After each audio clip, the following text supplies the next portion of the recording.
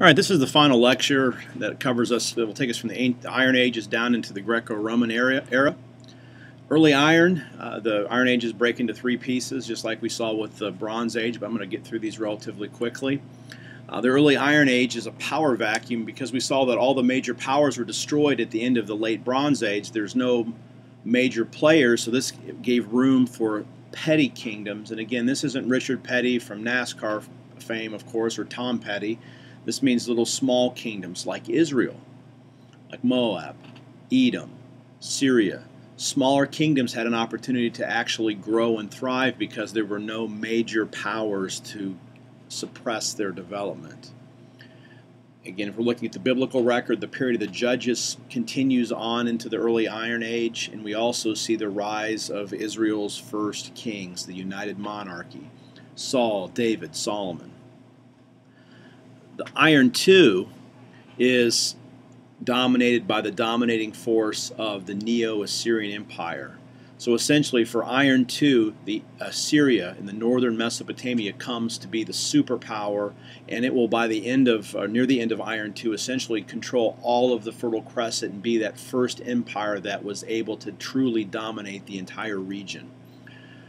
And you can see its dates. The Neo-Assyrian Empire essentially are the dates for Iron II.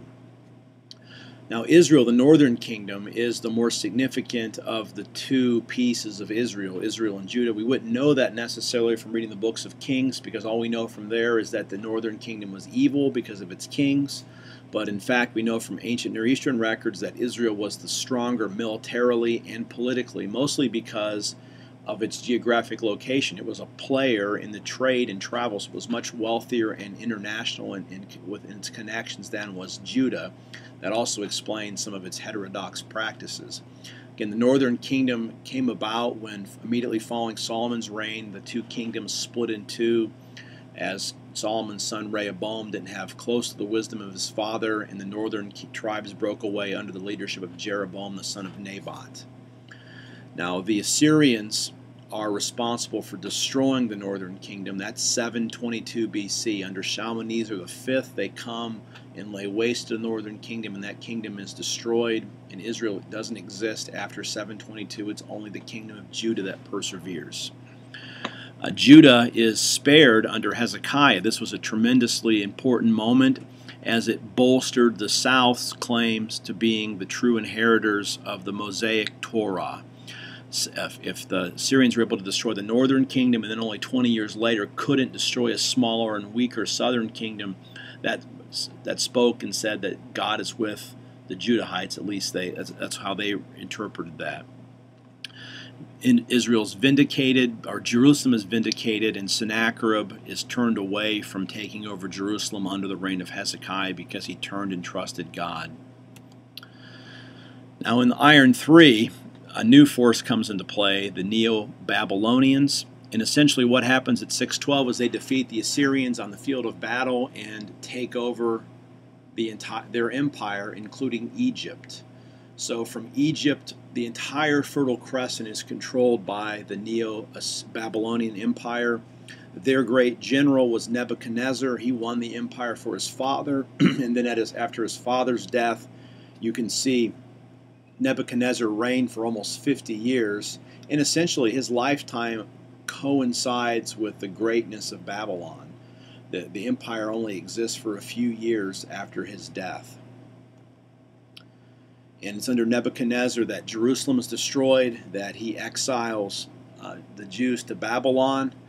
The temple's destroyed in 587, and this institutes the one true crisis of the Old Testament period, the greatest disaster, the exile of Jews, and the destruction of Jerusalem and the temple by the Babylonians. Well, the Babylonian Empire doesn't last very long. It's a flash in the pan, and it's taken over by the Persian Empire. This is a new people group coming in to the Fertile Crescent from the Far East. The Persians come from where would modern-day Iran would be, and under the leadership of Cyrus the Great, they defeat the Babylonians in battle and basically inherit their empire. They expand that they're going to go up and try to attack Greece, and they control all the way over to India. So they have a vast empire, and it's under Cyrus the Great that Cyrus allows the Jews in Babylon to return home.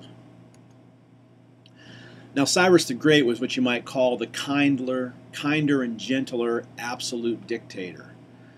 He allowed groups to go back to their homelands, or groups that were in their homelands, to institute worship again. You were allowed to rebuild your temple and practice your own religion as long as you promised to pray for the Persian king.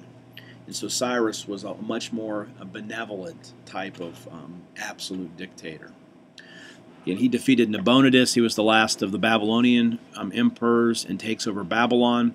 And Cyrus is known for a decree releasing Jews under Shashbazzar to return to their homeland. And that's one of the true miracles of the ancient world, because when you left into exile, the whole purpose of exile was to destroy a people group. But the Jews persevered by their practices of circumcision and Sabbath and their commitment to the Torah. And so when Cyrus became emperor, he released them.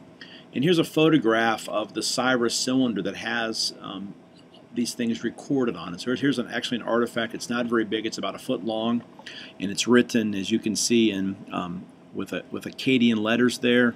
But this is part of this is a decree that allowed the Jews to return to the Promised Land. Now, Judah's restored. The exiles, the first group under Sheshbazzar, returns to the homeland in 538. They attempt to rebuild the temple, but as we don't know exactly what happened, but they ran into opposition or something, and that work stops. But about half a generation later, the work on the temple was restarted in 521 under the leadership of Haggai and Zechariah the prophets. And the temple is rebuilt. It's finished in 516, and so temple worship is reinstituted. This is called the Second Temple period, or Second Temple Judaism. And this is going to be the period in which most of the biblical books are completed in their final form, when formative Judaism begins to emerge, and all of these things are in response to the exile. The walls of Jerusalem are then rebuilt in 444 under the guidance of Nehemiah. And Malachi, the last of the prophets, the writing prophet, shows up around 400 BC. And that really closes out the biblical period in terms of the narrative.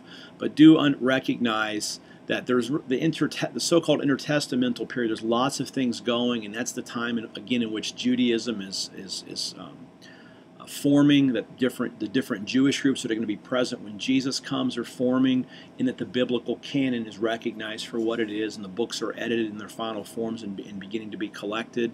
And in 200 BC, they're going to start being translated into Greek and to form the Septuagint.